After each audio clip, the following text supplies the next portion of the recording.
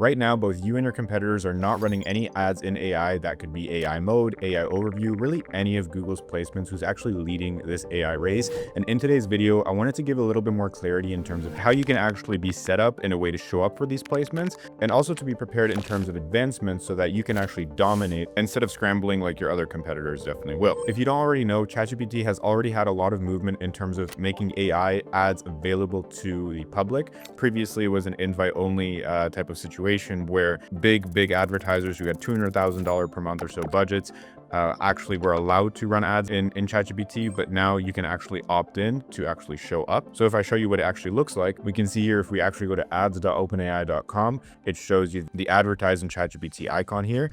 And the way to actually get started, I mean, you just create an account. Typically, it pushes you to business verification. It says, due to high volume, we have to review your actual business information. But the reasoning that you want to do this now is because you can get ahead of everybody else who is going to be waiting another month, 2 months to even actually submit their information, right? Because there's going to be so much demand in terms of actually starting up.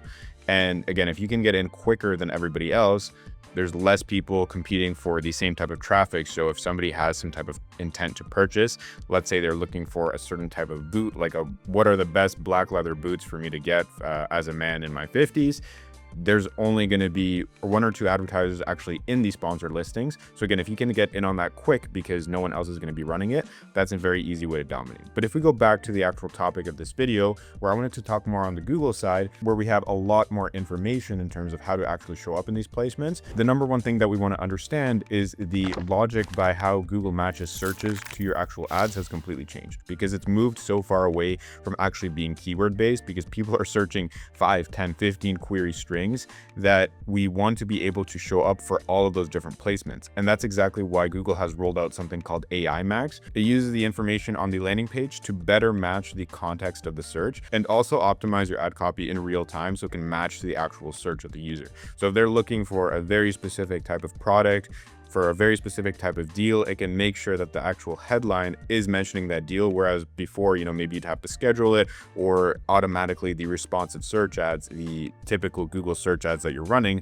would not be able to match that context exactly to the headline that would best match. And Google is definitely pushing this campaign type more because they've depreciated something called dynamic search campaigns, which basically mean Google is crawling your different landing pages to best match intent to searchers. So it's not keyword based. AI Max also uses the keywords that you have in the ad group to actually understand more context of the search. So it's basically an upgraded dynamic search campaign, pretty much on steroids. And if we dive into the platform, and I can show you some examples here, this is what it looks like. So how we got here is we want to click on the gear icon in our campaign settings, and then you can optimize your campaign with AI Max. Now, best practices, I would say have this in a separate test campaign. If you have something already working, I would not suggest just flipping on AI Max right away. I would definitely suggest segmenting it out into its own campaign.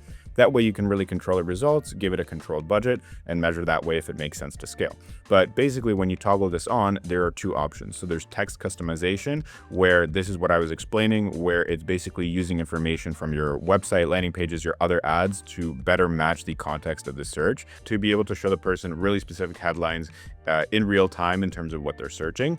And then the final URL expansion is what I was saying, where the algorithm understands which landing pages to push people to. Now, what I would definitely say is make sure that you're adding URL exclusions, because otherwise it'll start sending traffic to the About Us page, FAQs, which obviously is not going to convert. It's not a PDP. And the reason that I'm actually going so hard on this campaign and explaining it in this video is because of this other feature called search term matching. And if we go to the ad group level, this is exactly where we see it, because there's 2 different toggles of settings. So if you have AI Max enabled on the campaign settings, then you can go to the ad group settings and toggle on this setting as well, which is search term matching. And that's exactly what I was explaining. It goes past the keyword selection that you have to better understand what searches actually match to the actual context of your ad and what you're trying to promote. So it's basically like a glorified broad match, because broad match still has to base off of your keywords to find other searches to go after. But this is using your keywords almost like a suggestion, and then goes past it to find new people to target as well.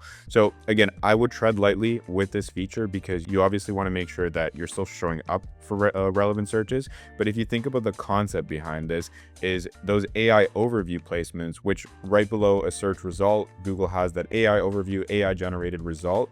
this allows you to actually be able to show an ad in that placement, right? Because if you think about it, if somebody's asking a question or looking for a specific type of solution, if you have AI Max enabled, then it's going to go past the broad match query and understand, okay, this search is actually relevant to what we're promoting. Is just obviously searched in a completely different way than typically would with keywords. So that's where I want to challenge you to stop thinking so much about your keyword selection, but also thematically, how are you actually targeting the type of people that you want to target, right? Because you want to be hitting all different variations. People don't just search one-word keywords anymore, two-word keywords anymore. It's typically really long strings. People are asking questions and they want very specific answers. So I think this campaign is exactly what Google is aiming towards achieving, is matching the user context to the best possible ad and making it as easy as possible for advertisers to actually be successful. Now, the problem is the campaign is not yet 100% amazing. It's the same thing we saw with Performance Max, or when it just released, it wasn't at the peak of its capability. But this is something you definitely want to have set up, even at a lower budget, because it gives you that eligibility to show an AI overview.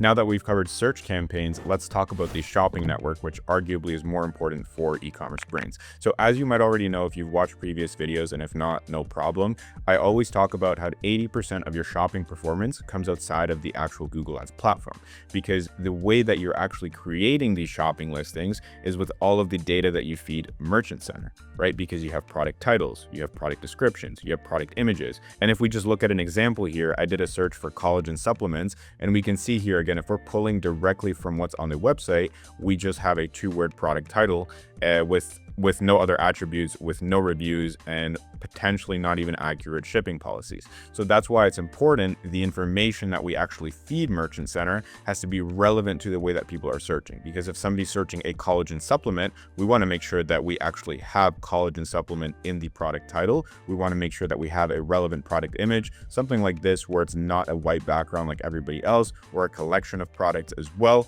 and also using up the 150 characters that you have here. So making sure that your product feed is optimized, and we can also use this image as an example or guide of what your product title should look like. That way it's easier for Google to actually crawl your product listings and rank them higher to the right types of searches. And if that's the function in Google search, then when we look at AI mode or AI overview, that's how we actually get our products to show as well. This is organically, and then eventually on the paid side when we have specific campaigns. Again, on the paid side, you can actually still show these ads, but the problem is you don't have a designated campaign to do it. So that's why I'm talking about these optimizations, so that you can be best prepped and equipped for that when there is actually a campaign launch. You already have the entire Google Ads Foundation set up properly to be able to execute at a high level and outperform all of your competitors. So make sure that your product titles are optimized in particular. That's non-negotiable. Make sure that Google has your product identifiers. For example, you have a manufacturer parts number, make sure that is actually mapped in Merchant Center, and also your product types. So make sure Google knows what your actual product types are, so that really you've bulletproofed its ability to be able to find your product listing. Another really important feature is, if we dive into Merchant Center right here, there's this section called store quality, and the way that you navigate to it is from overview and then the store quality section right here as well. So we can actually see the score that Google is giving us. And what I want you to keep in mind is Google typically likes to grade your store holistically based on your shipping policies, return policies, your promotions, your website speed, to be able to grasp if this is actually a high quality store, which will give people a good experience. Because again, what Google is always prioritizing is people having a good user experience on their platform, and then also for you to have a high click-through rate, because that's how they make money. If more people click on your ad, it's an indicator to Google that you are actually driving good engagement. So if we optimize towards having this exceptional top quality store badge, not only on the paid ad side are we rewarded with cheaper CPCs, organically we are also getting a boost. And then the idea is in the AI placements as well, because we already have an optimized feed, Google recognizes that and allows us to rank higher in AI mode and eventually in Gemini as well when ads start to roll out there as well.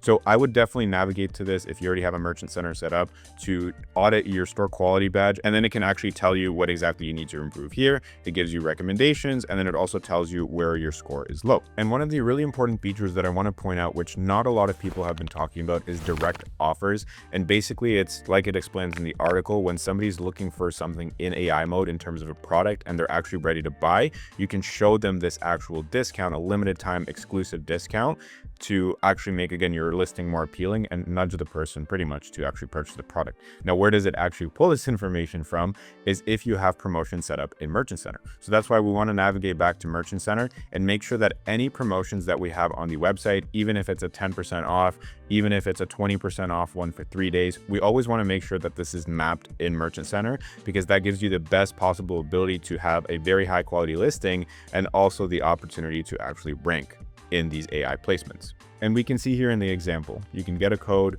for the specific discount, go shop on the site or check out directly in AI mode. But again, the scale at which these searches are happening is only increasing. And again, right now we're covering the Google AI side, but eventually there's going to be ChatGPT ads, which are going to roll out more prominently to the actual public, where again, this type of structure is non-negotiable. So again, if you can lay this foundation now with Google in terms of understanding how to get your products to show up, how to get your actual text ads to show up as well, then you have the best possible opportunity to actually be successful on ChatGPT as well. So as it stands, there are no designated campaigns to show up in AI, even though Google calls the campaign AI Max. It's a little bit misleading because it's not just meant to show an AI, but it's more so their AI powered campaign.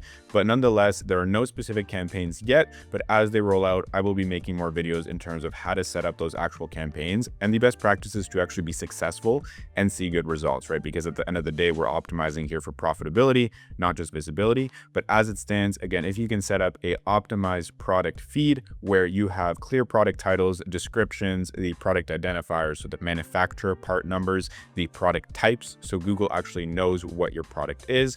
On the search side, to actually test out AI Max and try giving it a set of landing pages that you have, which you know are high performing, and just seeing the types of searches that it matches to with the search term matching feature enabled. That way you can also get a better understanding of what types of searches am I actually showing up for that are question based. And as AI ads become more prominent, you just having the eligibility to actually be one of those top performance because you already have so much data behind you. So although I talked about the actual best practices and what you need to set up to actually show up in these AI placements, setting up the campaign specifically is not as simple as you may think. So I want you to go watch this video, which talks about broad match keywords and in which context I actually like to use them, and if it's the right fit for your brand so that you can, again, actually show in these AI placements. If you have any questions, let me know down in the comments. And if you want this setup completely done for you, book a call with me. My link is in the description, and I'll see you on the other side.